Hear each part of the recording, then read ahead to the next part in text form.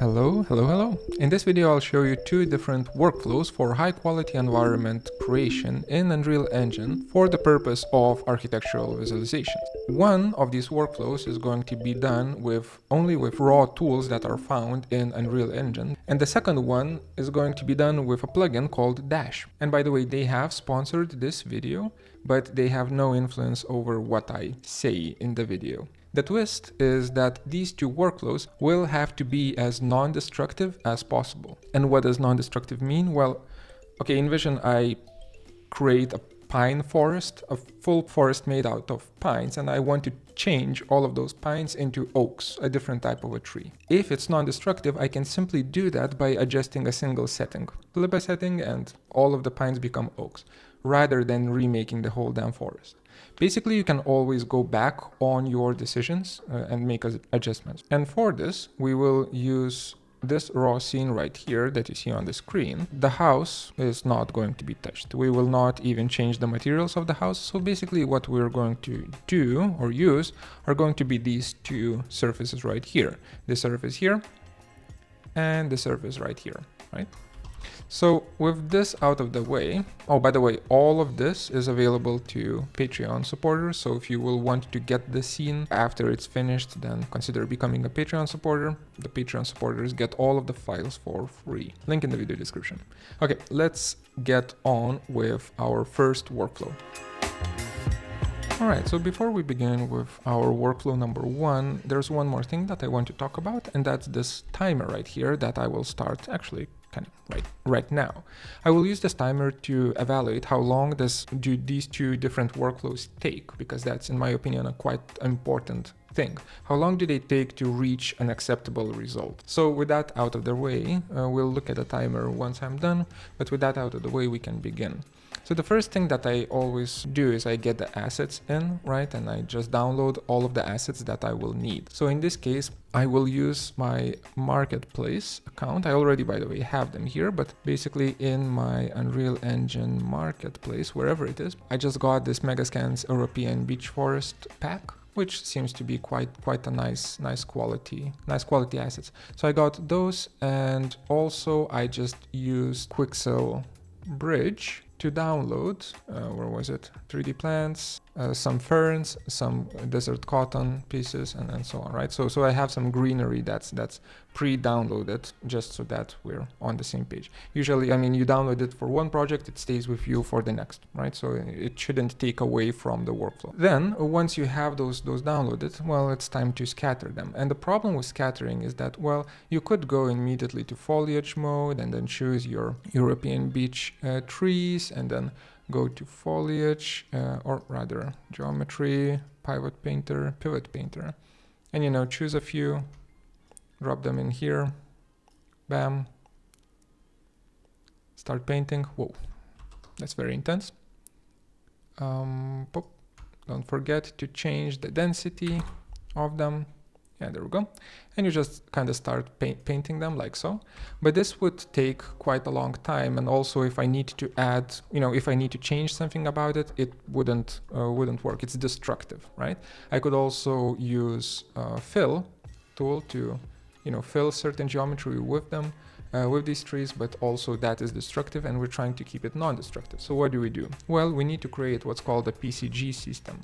If I go to settings, plugins, and I search for PCG, you can see that there is this procedural content generation framework plugin, that is currently in its, I guess, beta or alpha stage, but you can enable it and then you can use it in your project, right?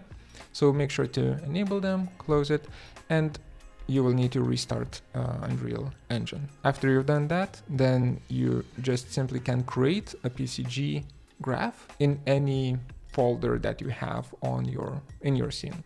All right, PCG graph, and I will just name this PCG YouTube. Okay, I'll open it up, and this is basically like another blueprint system, right? But it has completely its own language and another thing that you need to learn if you want to use it, right? So the first thing that I want to do is create a bunch of points in this volume, right? So I'm just going to use world ray hit query. Basically, there's going to be a bunch of rays being casted on in this area, right, in this volume, and they will look at what kind of surfaces do they hit. Think of it as a blanket that's being dropped down, right? And the output is a surface, so then I can use surface sampler. And this is not a tutorial, this is a workflow showcase, so I'm going much faster than what I usually do in the tutorials. Surface showcase, D to show the actual points. It doesn't show any points, and I believe that's going to be because we need to trace world ray hit quarry as complex, because this is a complex collision mesh, right? So once we are tracing it as complex, now this is working and we have a bunch of points, right? And you can see that the points as they are being debugged, well, it's more like bounding boxes, right? So with that done, I can kind of do some adjustments. So for instance, I can make all of the points denser. So by just increasing how many there are per square meter and making sure that they're a little bit smaller. So so let's go for 20 by 20 by 20, right? So we get more points and I can increase the density even further and so on, right? You get the idea. These two settings are interdependent. Then I can use self pruning to get rid of all of the overlapping entities, right? And basically at this stage, I can just do static mesh spawner. I select it. I click on the mesh entries. I press the little plus sign, expand this, expand the descriptor, and here I have an option to, use any mesh that I want. So let's use something like this one right here. Drag and drop it in. Bam, spawns a crap ton of trees. So on every point, let me zoom in here. On every point, there is now a tree that is being spawned, right? So let me change the density of the point extents.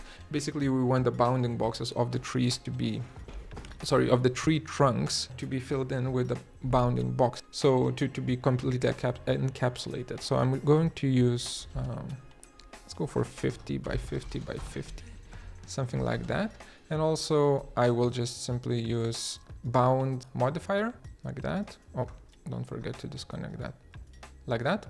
And bounds modifier basically enables you to scale the boundary that you have here to any, by any percent that you want. So I'll just increase it by 2, I guess, something like that. Yeah, then that seems like it's gonna be okay. Okay, so something like that. Now this is a little bit more reasonable. It's still very large and also very repetitive. You can see that all of the trees are looking in the same direction. So for that, I need to rotate them randomly before they are spawned, right? So in between the self pruning and the static mesh spawner, I will use transform points command, spatial transform points, like that. And then for the transform points, I can use minimum rotation is 0, but maximum is 360, and it just randomly chooses the rotation between 0 and 360. In terms of the scale, the minimum scale is, let me lock down the scales, 0.8, and maximum scale is 1, that's fine. And then offsets, I will just give it an offset of minus 10 centimeters in both of these, so that the trees sink in a little bit more into the landscape. And that's it. Basically, now we have a system where, if I have this box and I just move the box around, the trees adjust to the box. There's an issue though, and the issue is called, if the trees are growing on a cliff, they will grow weird. But in reality, the trees are still growing vertically, right? So what you want to do is you want for the transform points to actually use absolute rotation, so that even from the cliff, they're growing upwards. And now this needs to be fixed a little bit. So it's actually minus 15, I guess, and like 5 more centimeters of sinking. Yeah, this is good enough. Another problem is this. The trees are spawning on the roof. So this has to be a no-go zone, and we need to fix it, and that requires us to do a little bit more of a shenanigan. So this area where the house is needs to be cut out for sure, right? So the trees should not be there. So for that, I need to draw a spline. So in my PCG volume, right here, I'm going to add a component to it. So I just select my PCG volume, click on add, and then I just choose spline. Okay, I'll just type it in spline. There it is. And I will just draw around the house. Something like like that, and this should close off, right? So I will just tick mark closed loop. There it is, D. I want all of the points that are inside of this spline, of this projected spline downwards, I want all of them gone, all of them deleted, right? So what we're going to do is we're going to use get spline data. It should evaluate itself, right? And it just gets the spline. That's easy peasy. And then we should spline sampler, and it should be on interior. It should sample the interior of the spline. So it samples on interior, and I believe if I now do D on it, yeah, you can see all of the points that are inside of the spline. Then I need to I need to project these points onto the surface like that, and then we do D here and D here. So you can see that all of those points were projected on the ground, and then those points we can use as difference. This area can be used as difference to get the source. The source is all of the transformed points, right? These guys. Oops. And the projection is this. So that's the difference that we carve out, and we get this answer, which still gives us some points. What gives? Well, that's because the difference is calculating a minimum, and we want it to be binary, yes or no. You know, either it culls or it doesn't cull. With that done, I just connect the difference to my static mesh spawner, enable it. Oh yeah, and don't forget the lit environment, and we're Gucci. We have ourselves a PCG mesh spawning or forest spawning thing, right? This is the area that I want to keep non-destructive, in a sense that this should be generated and I should control how much of it is generated, but everything else behind it, that can be just brushed on whatever, because we will, all of the shots that we would take of this house would be from these kind of angles, right? So I want the immediate surroundings to have hand painted ones, you know, everything is hand picked and completely tailored, while the second plan is completely non-destructive and a system that just works, and third plan is either a PNG or just brushed on whatever, and it has no influence, it just needs to be there. So that's the plan. Of course, we need more than just trees, so I need to add in a few more things. This is where I will pause the video, and we will continue once I have added them.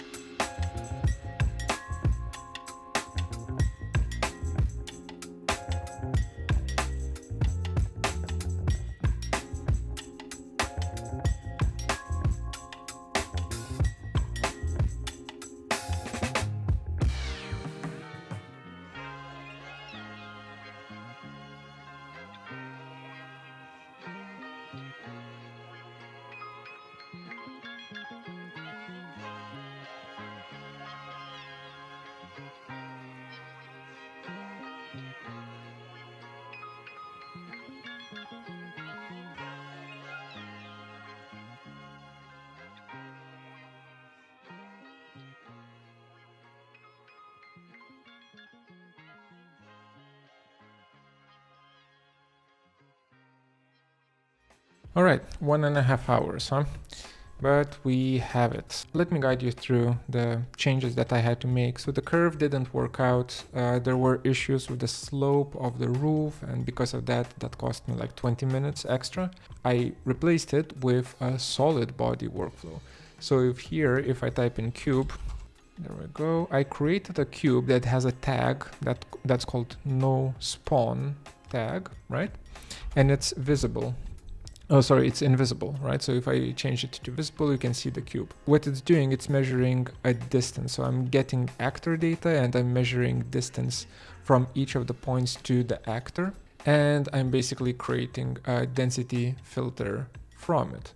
PCG is still, it really lacks documentation and it's still very, very at a very early stage, but this is a system that we currently have and it does work. Now finally I can move on to the destructive portion of this whole thing, and it's going to be me kind of brushing on stuff and me creating materials. Materials are non-destructive as well, I guess. So now the next step is to create the base material, and in this case I am just going to use one of my Megascans materials that I definitely have.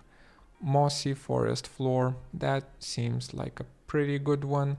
Medium quality, nah. Oh, actually it's either low or medium, sure. Then yes, we use medium quality, we add it in, and I'm just going to drag and drop one of them in. Seems to be fine. That one as well. Seems to be okay. So this is starting to look pretty good as it is. Of course, the backdrop is kind of bad, but you know, the environment is pretty good. If I change this to path tracing, there we go. So now it has begun. So this is starting to look pretty damn decent, I think, right? Don't you agree? And now we're deep in the shadows, so let's play with the sun until we get something. There we go. Something like that. Pretty good, right? So that's PCG.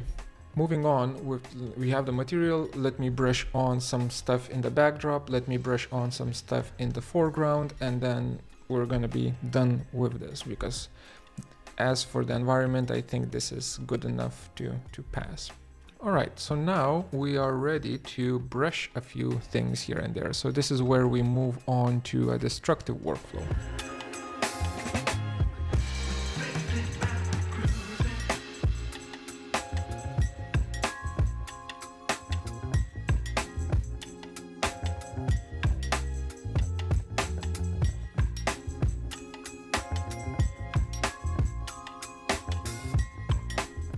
Okay, we are done. In terms of quality, I like how this looks. So we say that, you know, this is finished, and we are at 2 hours, 1 minute, 49:50. Okay, slightly above 2 hours. If I look at this and go like, well, the rocks are a little bit, they're sticking out quite a bit, aren't they? So then I can just simply go to my PCG settings right here. I can just simply specify that, well, actually, they should dip down more. So right now it's between -5 and -20. So, you know, the smaller the numbers here, the more the rocks will dip down. I can do like -30 down to -30 here as well. While this is recalculating, I can grab my cinema camera actor, and all we need to do is just change some settings here. I will make a time lapse of this so that it's not in the way.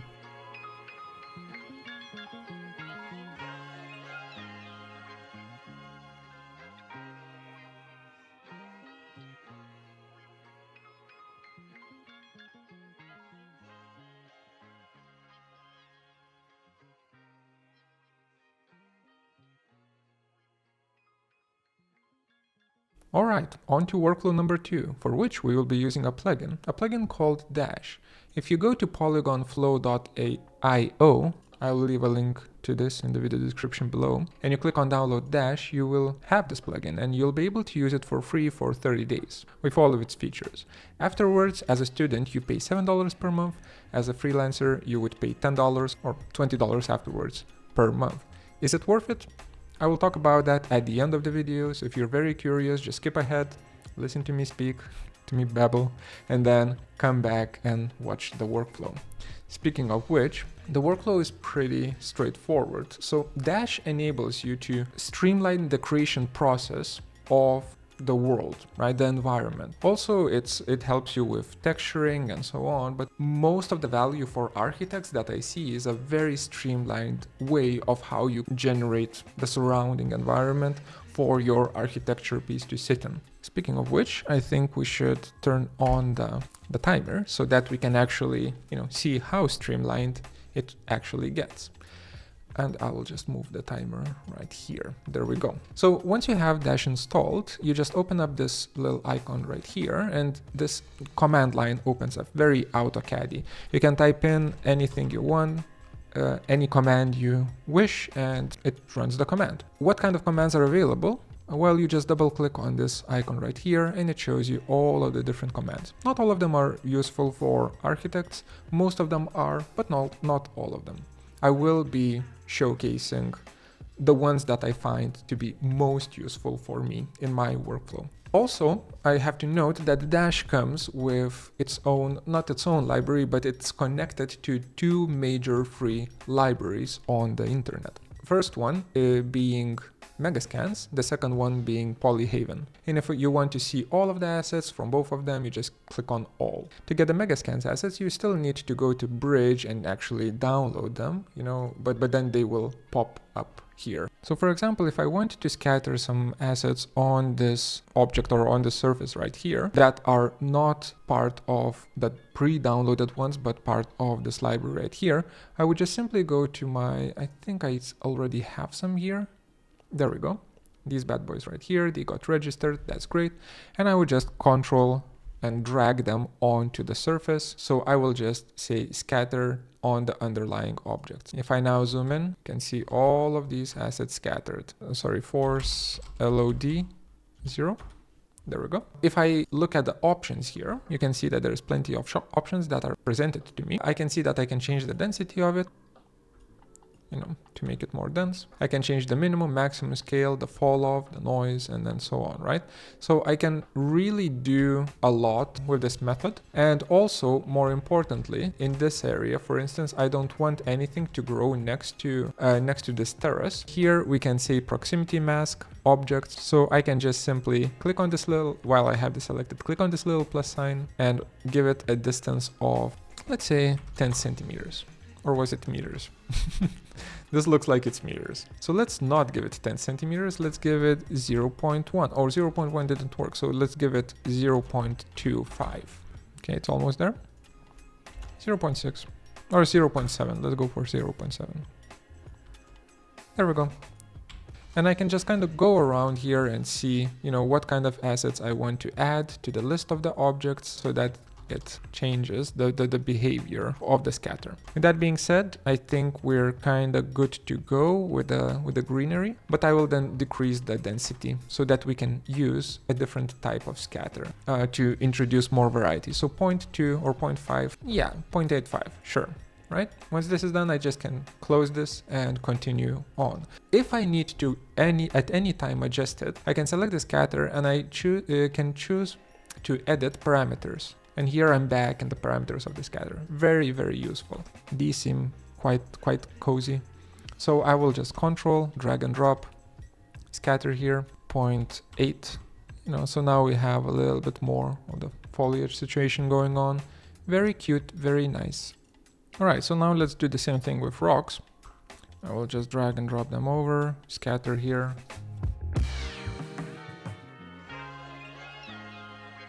Right, so now we have these three scatters onto trees. Right, so when it comes down to trees, it's going to be a little bit different workflow. So for it for Dash to actually have my European beech forest in its library, it would need to compute all of the assets, and that takes a very long time to do as it is right now. So instead I will just use a different method for scattering these bad boys right here. I will just type in scatter, surface scatter. I will add the surface in here, and for the scatter I do need to add the trees, so I'll just add them in right here, drag and drop in, there we go. So now all of these will be selected, and I just click on this plus sign for scattering.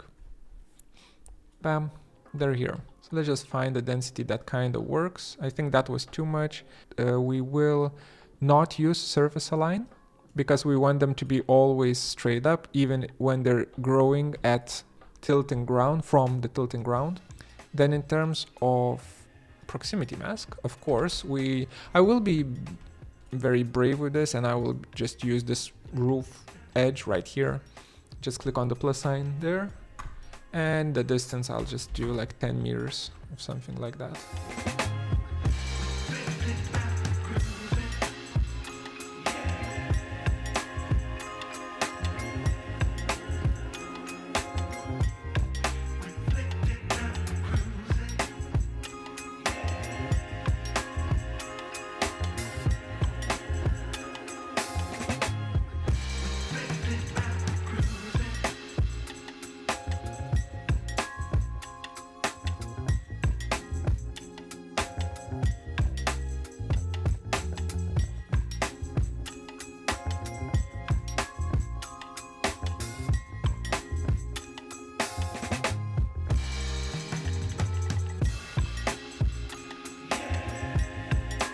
Alright, I made some final adjustments. We're currently at 4534. Those adjustments included me creating these boxes underneath so that they cull away stuff from the camera, right? And this box needs to dip down. So you can see that they are interacting with the trees, right?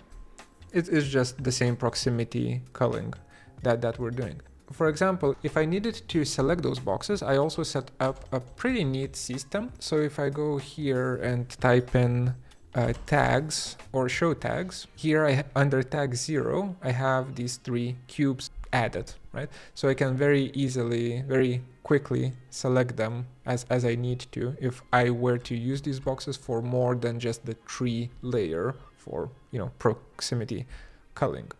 There's also, of course, right now I only showed you scattering on the surface, but there's also possibility to scatter on a path, right? But for that I would need to create a curve, and we will use the curve tool for this.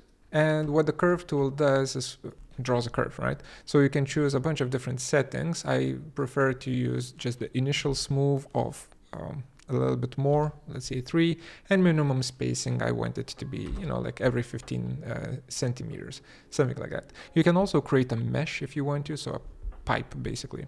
But if I now draw, I can draw any shape I want, and it basically creates a curve for me. Once I'm done with that, I hit enter, close the curve tool, I have it here. I can add it as my path scattering tool, like so. I can then let's add a sapling. So add that to the scatter, and now you can see that, along this curve, the trees are being scattered, and I can increase the density of them so that there's more. So that's a pretty neat way of how you can scatter things as well. So with that said, we're almost done. I'm just gonna make the one last push.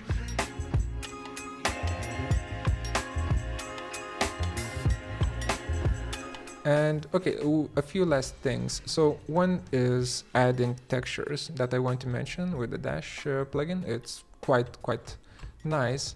So if I were to select just the landscape, the landscape plane, here I have an option to change the material settings, right? So I can adjust hue, saturation, and so on. I can add snow if I want to on top of this, right? I can also, I believe, add dirt and then so on. So that's one quite useful thing, is that you get access to these material settings straight up by just selecting the object and adjusting its material. I like that very much. And another one is if I were to just find a material here, If I were to take this material and just drag and drop it onto the shape, it just applies the material, sure. But if I hold the Control key and drag and drop it on, then we have the possibility to use triplanar mapping, which actually ignores the UV coordinates of your geometry and rather uses the true coordinates of the material itself, right? And then of course, if I select this, click on the little icon there, I can adjust the triplanar mapping scale, right? So that's quite a useful thing in my opinion. I'm quite happy with this plugin. I will be using it in every single project that I do.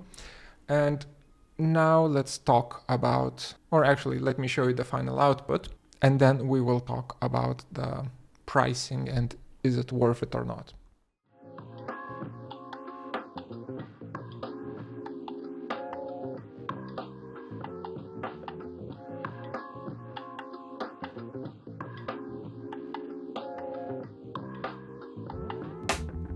Okay, so let me just move aside so that we can have the two pictures right here. Right. So comparing outputs of the two workflows, it's pretty clear that the quality and the fidelity that I get is, pretty similar between these two. So the question becomes, why would you pay for something if you can do it for free? And there isn't a simple answer to this, but I'll try to attack this question from a few different angles. To learn the PCG workflow, and much more importantly, to learn how to troubleshoot the PCG workflow, it took me around 32 hours of training in total. And in an architectural practice, I feel like this time would be better spent on the design. So don't you agree? Which brings me on the value versus the effort angle. When given the chance to choose to spend 32 hours training on how to make a non-destructive adaptive scattering system workflow, or to simply go the destructive route and just brush on the assets on the landscape, most of the designers will choose the destructive route, right? Because the value of non-destructive workflow is much less than required investment of time, right? To learn the non-destructive way. Even though the PCG workflow is an objectively better system than just simply brushing things on. So this is where Dash is carving out a niche to themselves. They're enabling you to go the non-destructive route with minimal training required, which is very nice. Replacing the time cost with the monetary cost, of course, of $7 per student, and if I remember correctly, $20 per professional per month. And let's do a little bit of math. Let's say my hourly rate is $20. That's with all the downtime when there are no clients, and it just averages down to $20 per hour. And 32 hours of training to use the PCG workflow, it's the same thing as $640, of purchase, right? Of single time purchase. That's like a Dash license for 3.5 years. Also, the Dash workflow was a little bit over 1 hour faster than the PCG workflow. So it's $20 saved per every project. So where are we with this? Well, so first of all, you should try it out yourselves. Since Dash is free for 1 month, it makes sense to just get it on a project when you have a project and see if it enhances your workflow or if it doesn't, right? That's much better than listening to some YouTuber guy tell you what to do. Don't you agree? Second, I see really high value in this for designers who do more than one project per month. If you are a student and you work on 2 projects every year, you don't really need to optimize anything. But if you're an architect or an architectural visualization guru, I do believe that Dash is worth it. I'll see you in the next one. Later.